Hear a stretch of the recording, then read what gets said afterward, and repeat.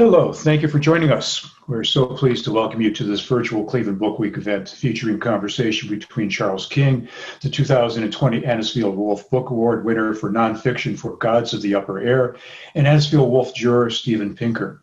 My name is Dr. John Grabowski. And my name is Dr. Regennia Williams. And we are so proud to host this conversation on behalf of the Western Reserve Historical Society.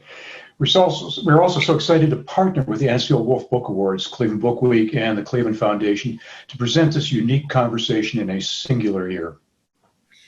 To start us off, John and I are excited to provide a local lens into the historical context of King's book. Gods of the Upper Air is a riveting story of how a circle of renegade anthropologists reinvented race, sex, and gender in the 20th century. And there's so much to talk about. And I could do some background on the history of Cleveland at that time. I think that's what we might start with. And since so much of this is about Franz Baum and about art and anthropology, we might look at anthropology here in Cleveland. And we can say that the first anthropology department in the city began in 1901, 1902 at the Women's College, which became Mather College at CWRU. And the first professor, Mattoon Monroe Curtis, was Curtis. He came from the University of Leipzig. So there is that history, but beyond that history, below that history, there are things in Cleveland's past that it really reflects some of the themes in the book, both good and bad. And I'd like to get into some of the juxtapositions here. If we look back at that anthropology department, we're going to look at somebody who is kind of like a male Zora Hurston, and this is Niles Newbell Puckett, who was a Yale degree in 1925, and he specialized in Black folklore. He was a white man. He was born in Mississippi and won national awards for that. But I'll turn this over to Regennia now, and she can introduce Zora to us. Well, thank you so much, John. I have to confess right here at the outset that I am biased, and Zora is one of my sheroes. One of the things I like about her is not only that she studied scientifically African-descended peoples in this part of the world, but in her heart of hearts, she was a Floridian. Of course, Alabama-born and Florida-raised, and she was someone who also recognized the importance of African-American religious traditions and what some anthropologists of her day, including Melville Herskovitz, described as African survivals in Black rural communities in the United States.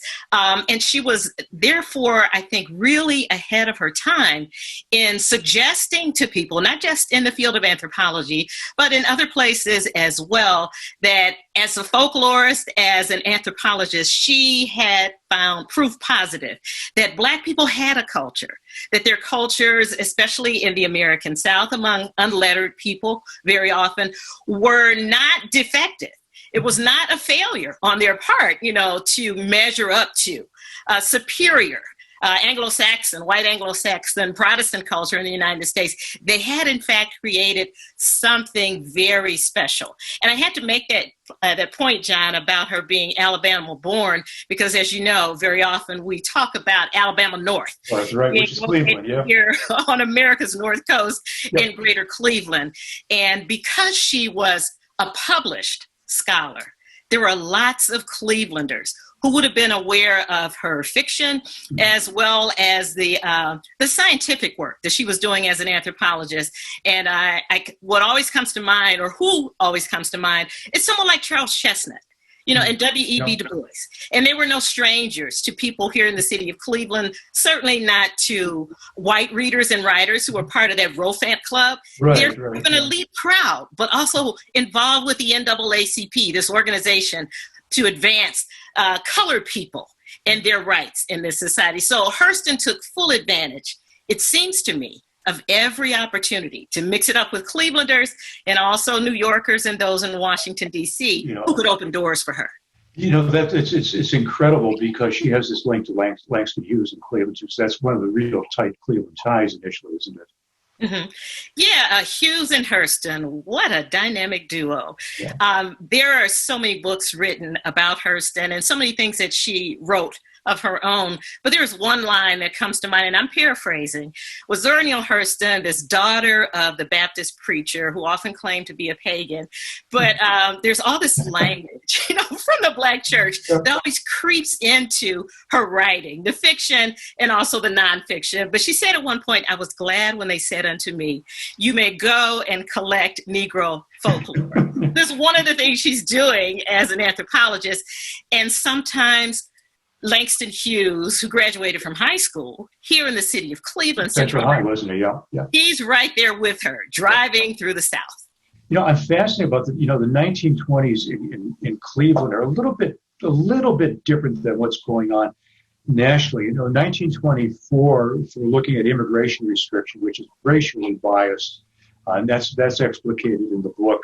A strong prejudice against Southern, Central, and Eastern Europeans, and then basically no Asians allowed.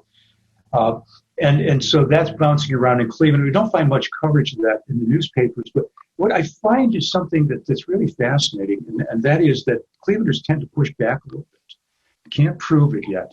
But why don't you want a little bit more about Zora, and then I'll get to my possible proof, if we can. Okay.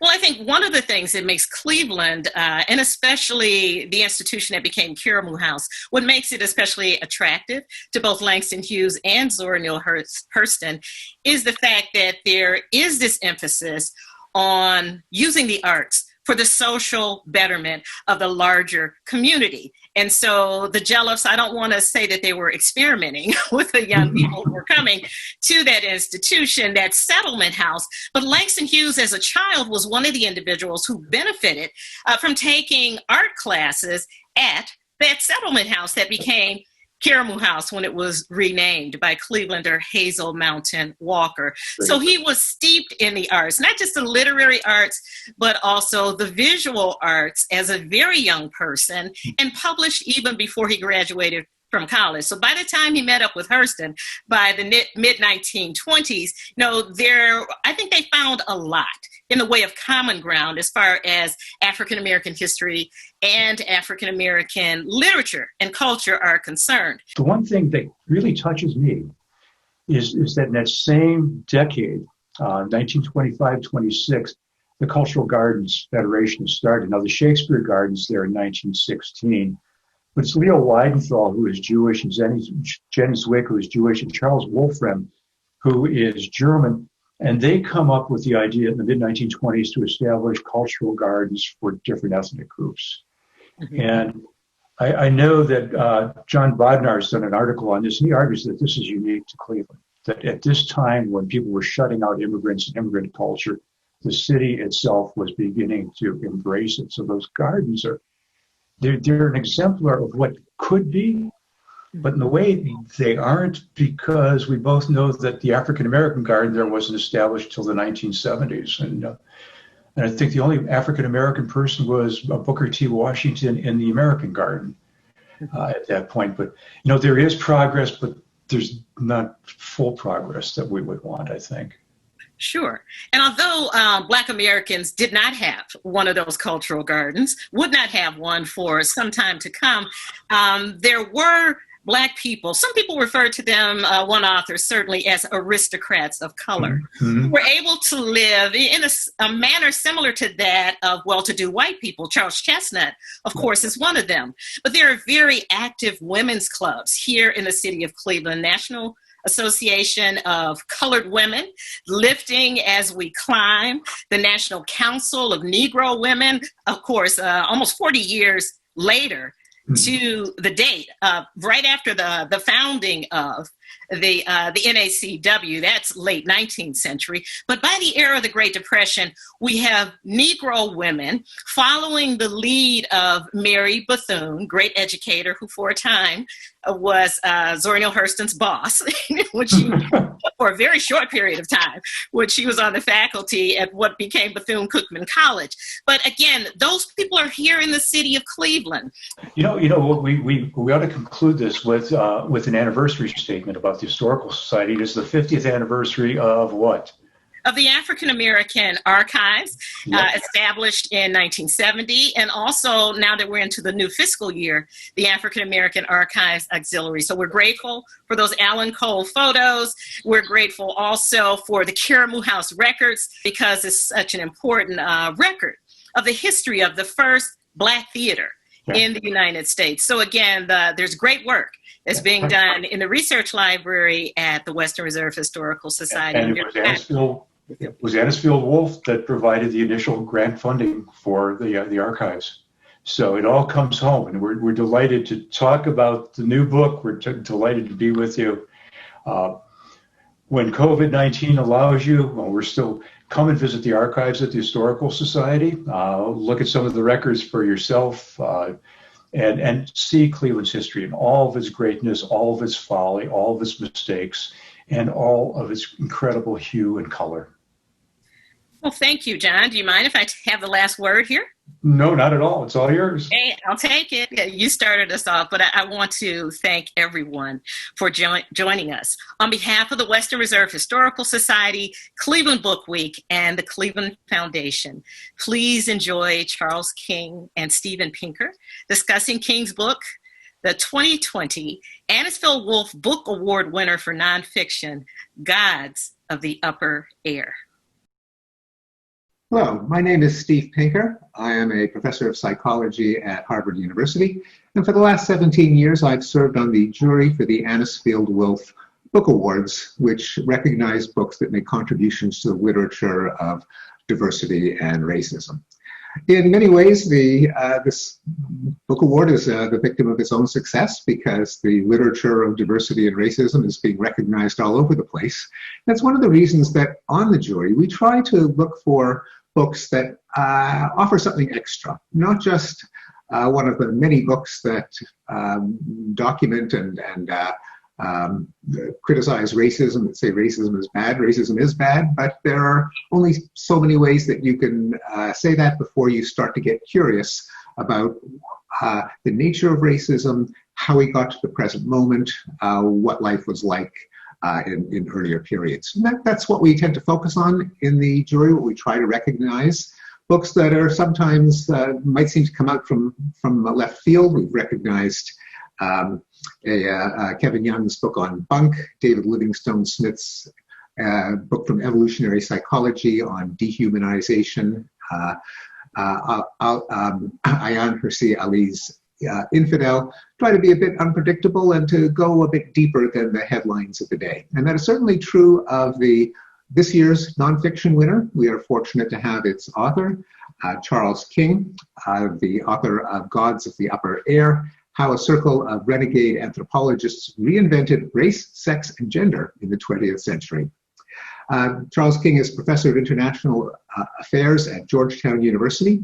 He has an unusually diverse background himself. He has degrees in history, philosophy, Eastern European studies, and politics, and he's the author of 9 books prior to this year's winner, Gods of the Upper Air. And I'll ask the trite question that every author gets asked: why did you write this book, given that your previous books on history of Istanbul, history of the Caucasus, history of Moldova wouldn't naturally lead to a history of this school of renegade anthropologists? Yeah, well, thank you so much, Stephen, and thank you, for your role in this entire process. I'm just thrilled beyond belief by the award, and it's particularly special to me because more than 80 years ago now, Zora Neale Hurston received the same award for the book that gave my book its title. So I feel like we're bringing everything together from her wonderful autobiography, Dust Tracks on a Road.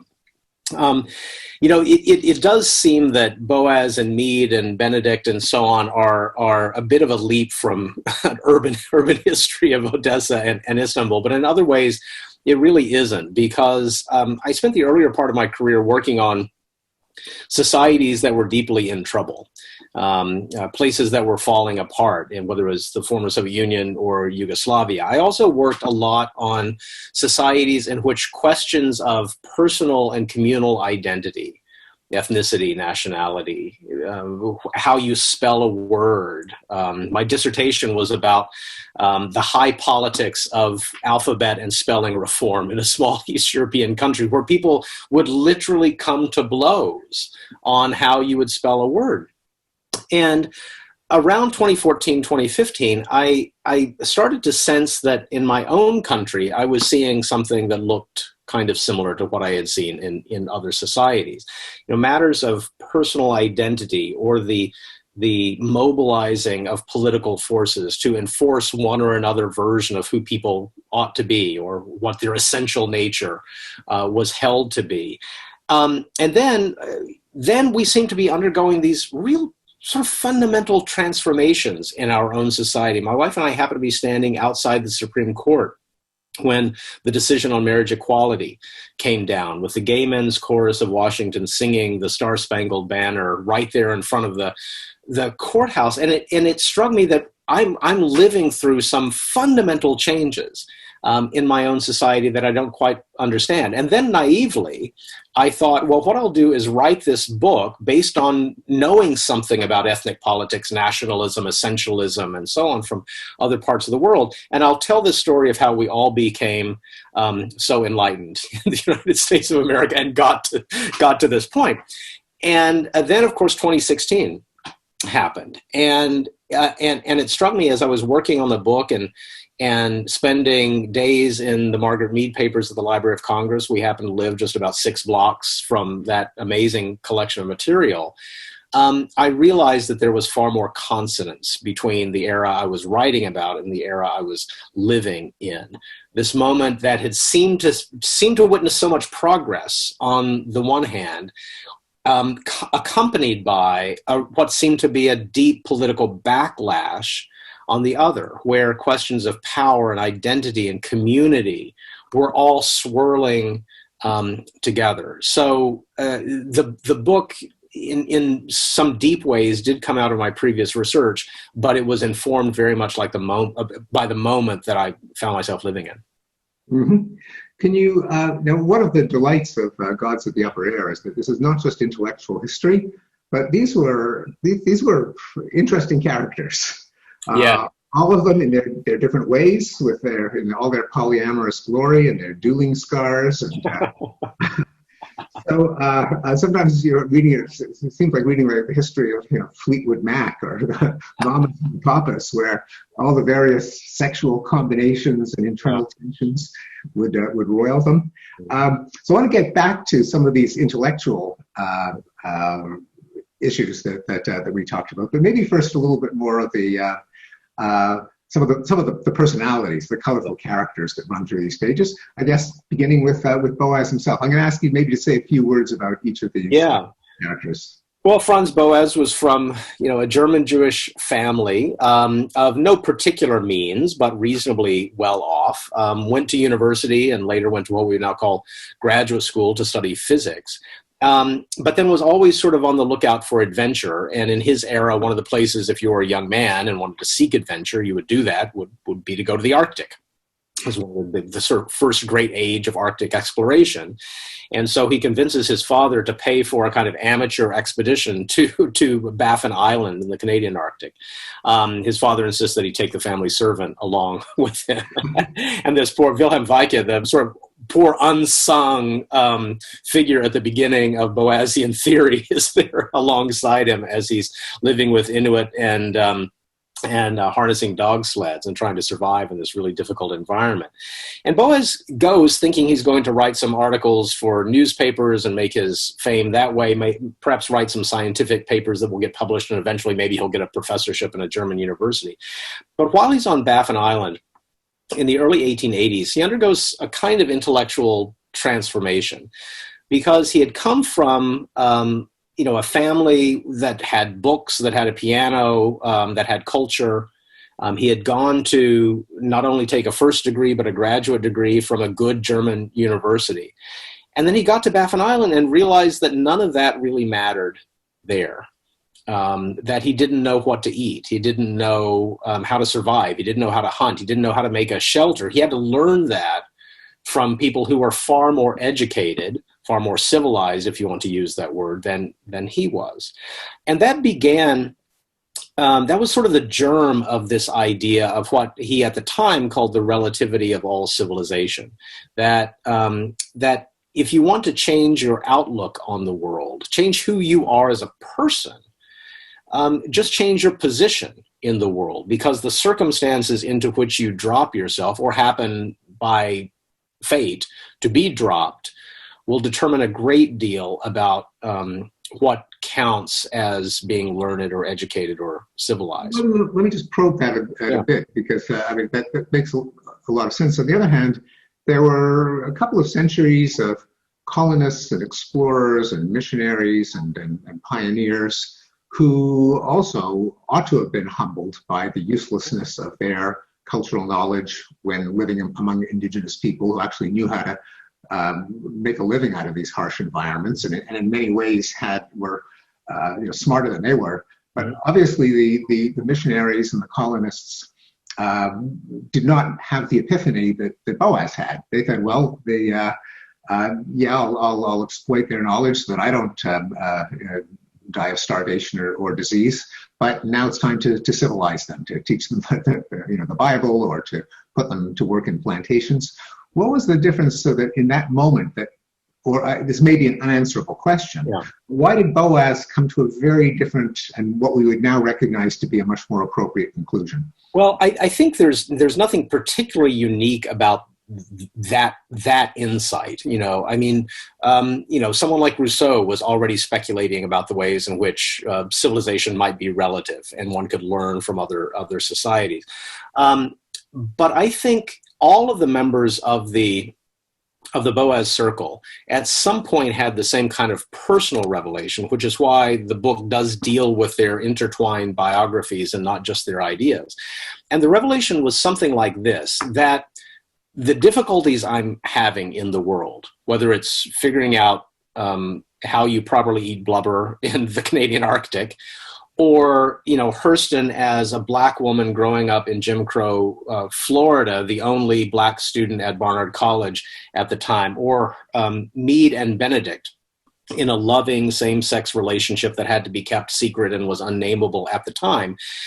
Either there's something wrong with me, I'm broken in some essential way because of the challenges that who I feel I am are throwing up to me in the world.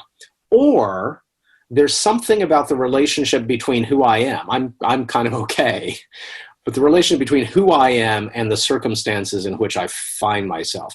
And the book sort of time and again goes through that same story in all of their lives. Again, not by any means a unique kind of experience, but I think what Boas had the ability to do was to unite that personal experience with science, and to see this not just as a bit of his own autobiography, but as the kind of germ of a scientific insight about the world. And here's, I think a really important point overall about this group. They, even though their theory is called cultural relativism, Benedict named it cultural relativity, we call it cultural relativism now, they didn't give up on the idea of science. I mean, they believed deeply, deeply in the concept of the scientific method, the testing of hypotheses, the use of observable data to check your preconceptions about the world. And they believed in the provisional nature of all knowledge, which is also key to the scientific method. They said we should just be particularly skeptical about versions of social science that happen to put us at the top of any kind of hierarchy. And that, in a way, was an insight, I think, that Boas had early on. And if we're looking for something that was kind of his contribution, it was the proving scientifically of the essential unity of human beings, an idea that runs through the world's ethical systems and religions and so forth. But to show that scientifically by going around the world to places where folks do things very, very differently from how you might do them, and to show that there are happy people around the world, there are insightful and brilliant people around the world, the genius doesn't come in one shape or form. That's their big contribution, I think. This is a natural transition to asking about Margaret Mead as a person, because she did weigh in on those questions in numerous academic and public forums.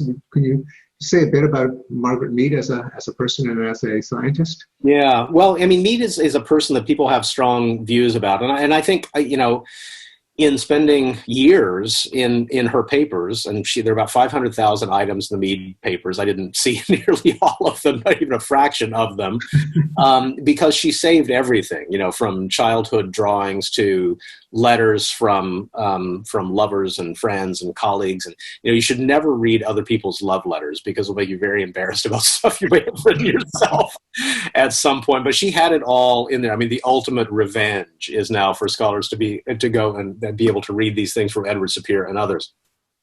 But, you know, so much of how I think the public thinks about these ideas today is often through the prism of Mead, because she was a great public intellectual. She was absolutely fearless. She was deeply wrong about a great many things, and then stuck to her guns even when she was shown to be wrong. But as a person simply making the point that America of the interwar years or the immediate post-war years didn't have a lock on how you raise a child properly, or didn't have a lock on what natural gender relations were, or what a natural versus an unnatural form of love was.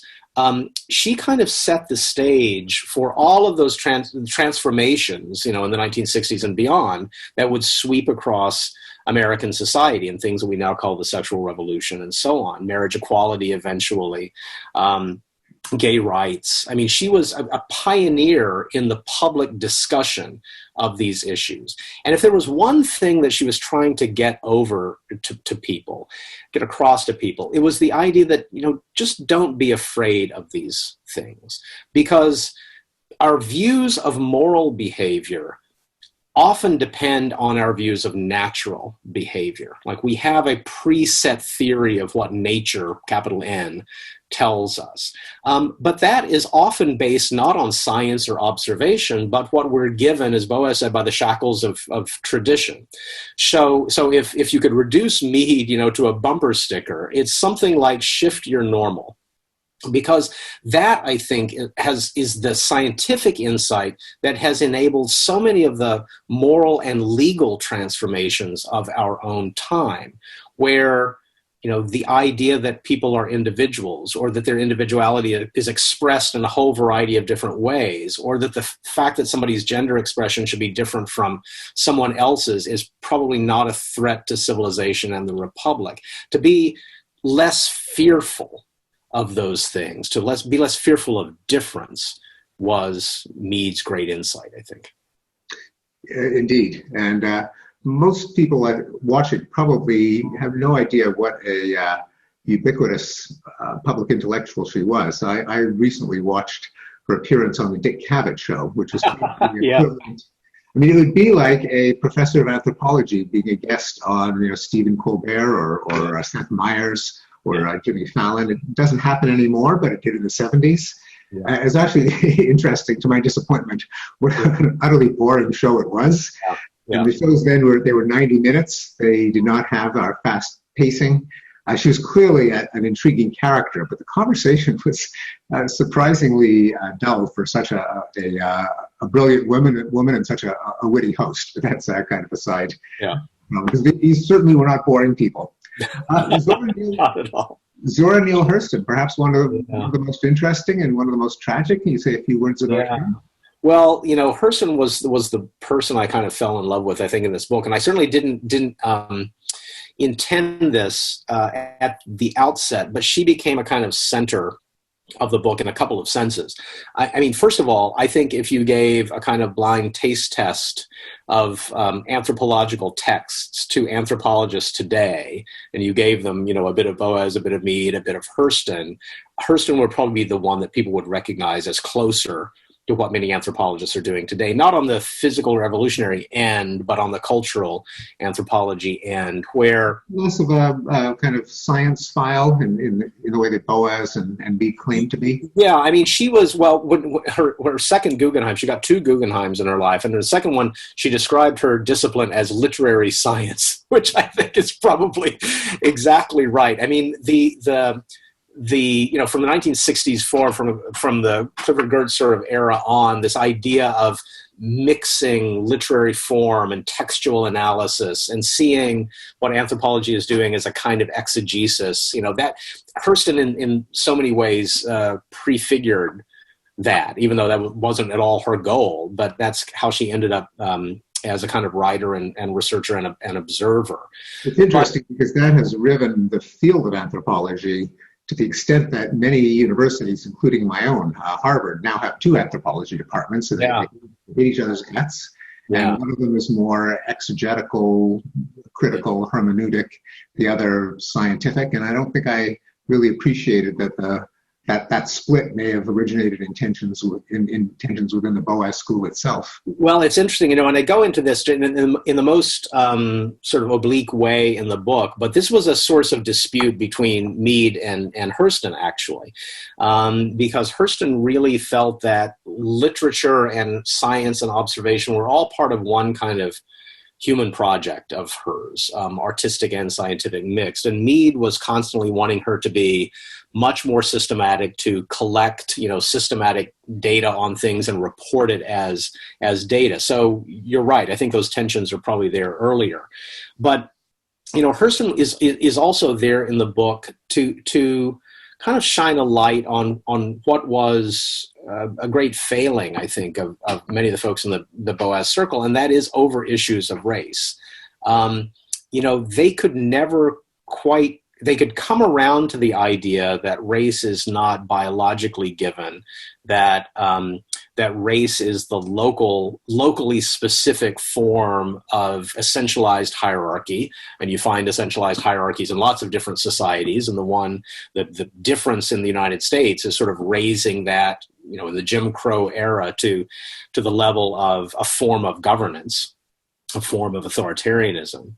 But they could never quite come around to the belief that societies they saw on the Gulf Coast, or for that matter in Haiti or Jamaica, as reported by Hurston, were full cultures in their own right, full societies in their own right, with their own genius and forms of art and forms of speech and literature, as opposed to what many white academics, as progressive as they might have been in that day, thought of as a kind of broken form of, or degraded form of, whiteness. And that's another thing that made Hurston sort of a person far beyond her age in her ability to see that, argue that, feel that, because of course that's the society that she herself came from. And then by the 1960s, having been a major figure in the Harlem Renaissance in the 20s and early 30s, had fallen into obscurity, died in a public welfare home in Fort Pierce, Florida, and is buried there today. I visited her gravesite, which we only know of approximately. There is a headstone. It was placed there by Alice Walker when Alice Walker, the writer, sort of rediscovered Hurston in the 70s, and that began this Hurston, Renaissance. So that now, school kids read their Eyes Were Watching God, and she's one of the major figures in American. Well, we also have to thank the chair of the Anisfield-Wolf jury, Henry Louis Skip Gates. Absolutely. Important scholar of Hurston, and helped to revive her. Absolutely right. And that has been, and she has, because of that, and the growth of this entire reappreciation of artists who were forgotten precisely because of the segregated nature of both science and the artistic world that it's taken so much effort to resurrect individuals. And I think people also forget that, if you were an academic who happened to be Black, in that era, you were often reduced to publishing in the so-called Negro journals. and regardless of whether you're doing physics or literature.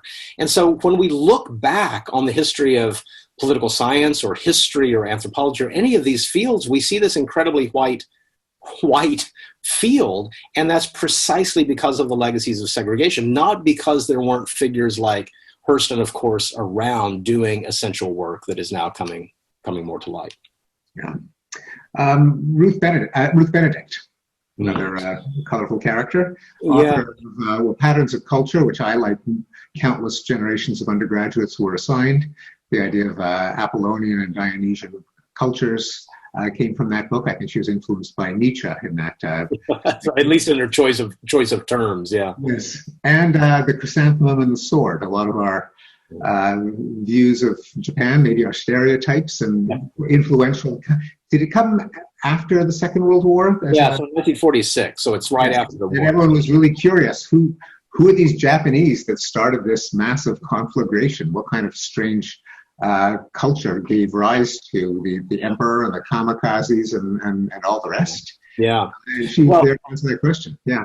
That's right. And I mean, and so many points of the book, it turns out that these characters end up being kind of providentially wrong. They're sort of not, no one would do anthropology in the way they do. No one would really allow them the same kind of claims that especially Mead and Benedict were later on want to make.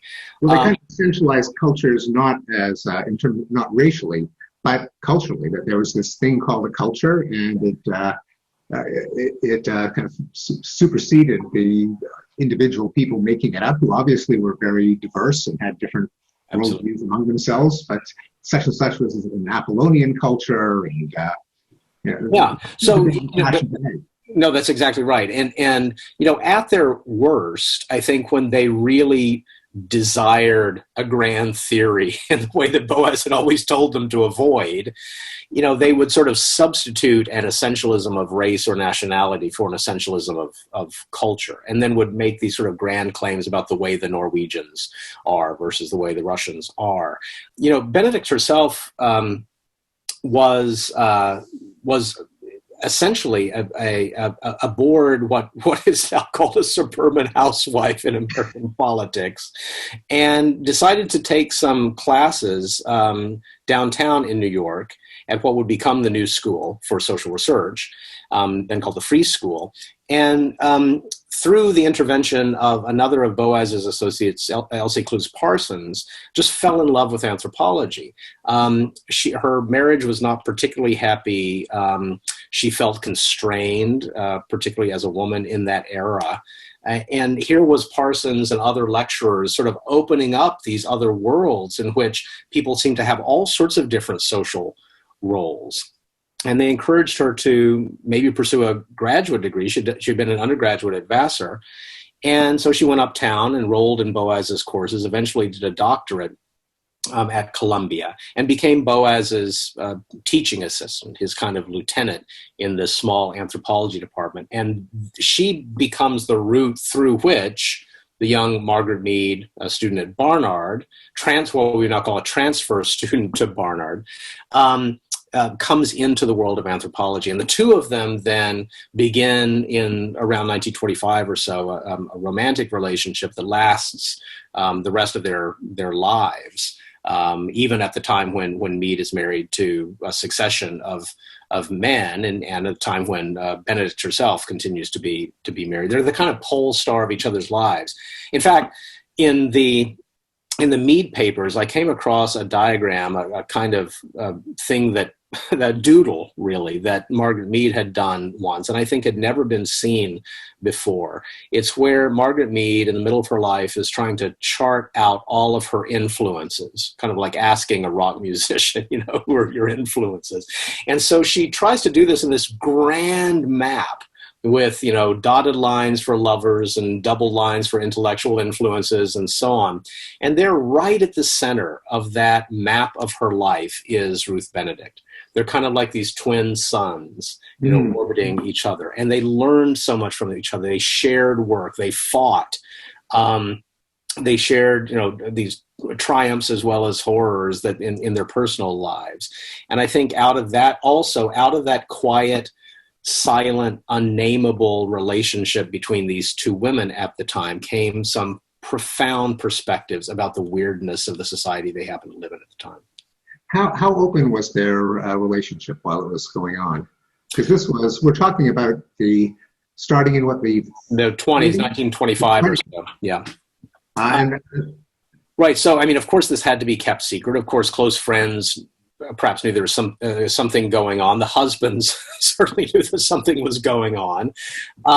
But, you know, it was at a time when that had to be very, very, very quiet. In fact, the first time they're really together romantically is when the two of them leave their husbands behind and go off together on a train journey across the United States in 1925 as Mead is setting off to do the research that will become coming of age in Samoa. And they take this long train journey. Benedict is going out to the American Southwest to do some field research among the Pueblo people.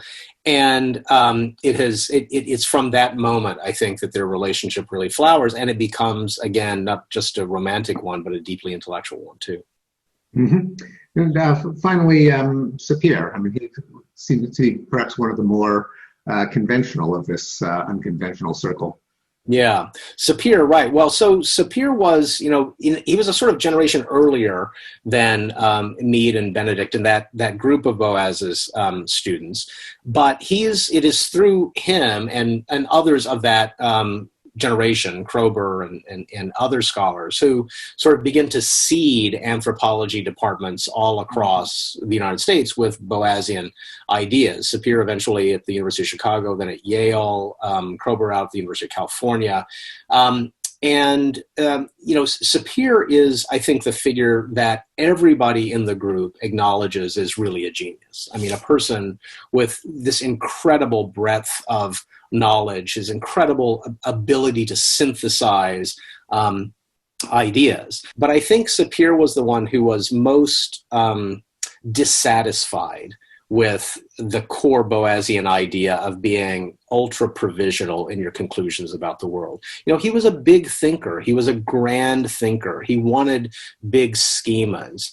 And there's something to be said for occasionally, strapping on your wings and trying to fly that high in the interests of maybe being profoundly wrong, but having pushed knowledge as far as it will go.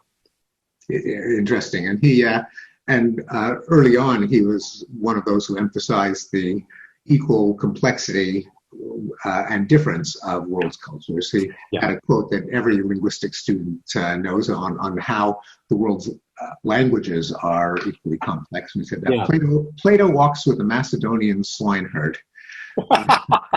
That's so beautiful. That's so beautiful. Because and that is, of course, a key takeaway from this group, that there aren't things that humans haven't devised languages to express or things to express, right? I mean, our ability to, you can do it more and less eloquently with more and less detail with different kinds of meaning systems attached to them. But we shouldn't believe, for example, even Boas, back in the 1880s, he wrote a famous article on what he called sound blindness, where there was this theory that pronunciation in so-called primitive languages was unfixed, that it was sort of always moving about because you needed, I guess, writing systems and established grammars and so forth for those pronunciations to be passed down and communicated and made more stable. And Boas was always skeptical about this idea, and so he went back to his own field notes on some of the languages of the Northwest Coast, and he realized that he had been jotting down with his own version of the International Phonetic Alphabet at the time, jotting down using these languages and words using different symbols at different times. That in fact, he couldn't trust his own notes. He couldn't trust his own field notes. And so he wondered if so much of the problem with understanding language in that era was that the researchers themselves were always bringing a set of sounds and a set of ways of articulating things that made sense to them, but they literally couldn't hear what was going on the other side of the campfire. as it were. The way I sometimes explain this to my students, not using a linguistic example in which I have no expertise, but a historical example, is simply to say, tourists go to London and Paris and say things like, I love being here because these places just have so much history. Well, the lesson of the Baum Circle is that every place in the world has precisely the same amount of history. It's just that we only recognize it in certain forms that happen to accord with the forms we're most familiar with often. And that's a germ of an insight that leads to a profound rethinking about kind of our place in the cosmos. And for that, I think we have to thank them. Yeah, indeed. Let me wrap up with one question that perhaps will connect it to the present moment. But in terms of their philosophy of race and racism, such a heated issue today, how would you? My impression is that they have a kind of classical liberal Enlightenment view of racism as a kind of mistake, that we are in reality all members of a species, that racism is a kind of error that science and knowledge can correct, and then we would be able to treat each other as the individuals that we are, which in some ways contrasts with the current moment of critical race theory, that racism is permanent and unavoidable, that our identity really is determined by the cultural, racial, gender group that we are born into. Individuals mean nothing, collectives mean everything. Would their attitude toward race, which is a kind of, seems to me as a kind of liberal attitude, be a little bit out of tune with the critical race theory that we've heard so much about in the last couple of months? Well, I never quite know what people mean when they talk about critical race theory. I mean, I know the reading list, but I think the term is now in the public discourse. It seems to mean something else, especially for those who seem to be opposed to it. But literally the last words out of Boaz's mouth as he sank to the floor at the Columbia Faculty Club, where he died of a heart attack, he said, we should never stop repeating that race is a falsehood and an impudent lie. So, he would be what we might now call an anti-racist, believing that, of course, race is a mistake, as you say. It's a false science, and it has a massive scientific weight behind it that he was in fact trying to unpack over the course of his entire career, the whole history of racial science, in which the United States, of course, excelled in the 19th and 20th centuries. But I think he would also understand what it means for a falsehood or a lie or a scientific mistake to be wed to a system, because every society of which we have knowledge, as he would say, seems to have essentialized differences. Societies create us and them. Societies create categories at a social level. That's a very normal human thing to do. But it's only European overseas colonial powers, the United States, and a handful of others that wed those ideas to both a global system of power as well as local governance, and created museums and curricula and entire scientific disciplines on the back of those forms of essentialized difference. And so if it takes a little bit of extra effort to unpack those, to unbuild those, rather than just insisting on the impudent lie of race and racism, I think Boaz would understand that. You have to attack even the invisible systems that you have to train yourself to be able to see. So I think that would make sense to him today. Mm-hmm, mm-hmm.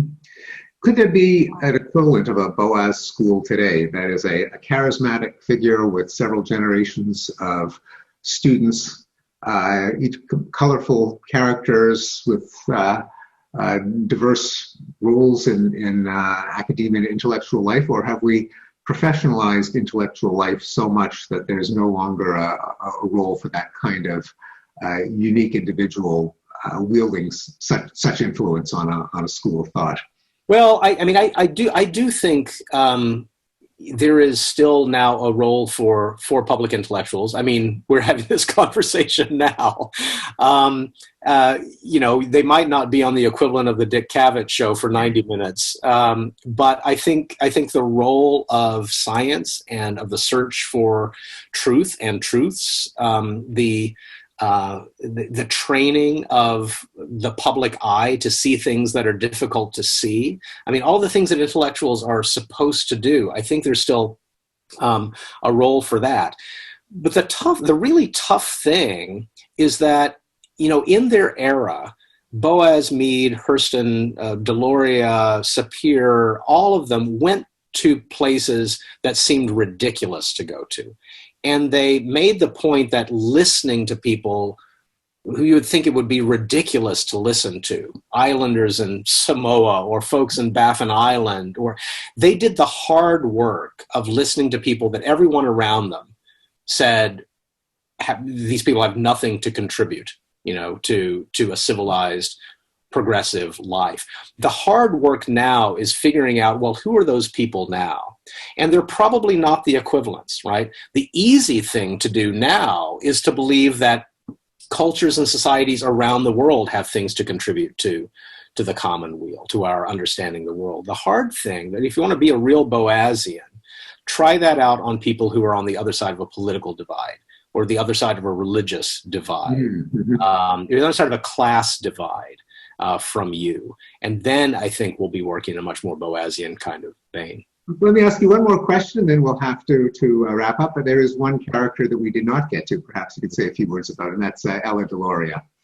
Yeah, Ella Delorean, who is a remarkable figure, and of course a relative of hers is a colleague of yours, Philip Delorean, who was a wonderful historian of Native American cultures and societies. She herself was was Dakota, who studied at Teachers College in Columbia, met Boas there, and then they go on and have years sort of later their own lives, and she comes back into his orbit as he is beginning to work on Native American languages of the American West, and becomes a kind of tutor of his, not only in Dakota, but in the greater Sioux Nation and Western Plains cultures in general. And, she's a fascinating figure in the book in her own right as a kind of itinerant scholar. The last address we have for her is a motel, and then died really in obscurity. But she was one of the few people with whom Boas actually shared a byline. They worked on a grammar of the Dakota language together. And I thought that was, a fascinating insight also into the way that he worked, because at a time when graduate programs across the country and the foundations of so many of the disciplines that we have now were being established by men, he was remarkable in surrounding himself with ambitious, talented women. And that was not a given in the early 1920s when most of this group comes into his circle. It's also why, though, most of these figures, Delorean, Hurston, Mead, who is always an adjunct professor, Benedict, who only got to be a full professor at the very end of her life after getting divorced so that she could move to a full professorship in a way. It's a reminder of course, the gender-skewed nature of the classic literatures in so many fields. And so one of the things the book wants to do is remind folks of the incredible influence of this remarkable group of women. Remarkable in every way. I think we are going to have to wrap up. We could talk about this for a long time.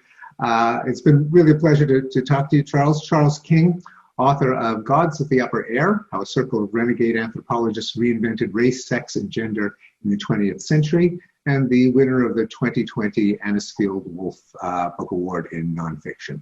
Thank you, Charles. Thank you to the people who organized Cleveland Book Week. Thanks to my colleagues at the Cleveland Foundation and the Anisfield-Wolf Book Prizes.